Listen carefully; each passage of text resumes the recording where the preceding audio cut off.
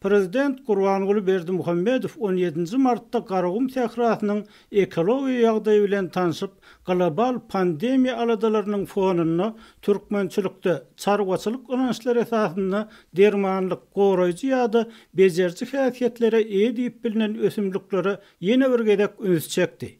Onuň sözlerine görä, sadak halk lukmançylygyna ulanylan ösümlik bolup, çaga bir zatdan gorkan ýagdaýyny oňa sadagyň külni suw baryp içiripdirler.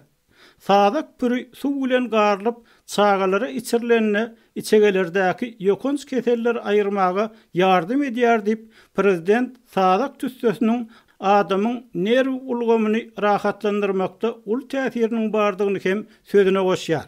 Şeýle-de Berdimuhammedow sadak külünden kim ýesýanagat üçin çiğmalyň alynýanlygyny, sadak oduny bişirilen tagamlaryň ýokumlulugyny taýýar.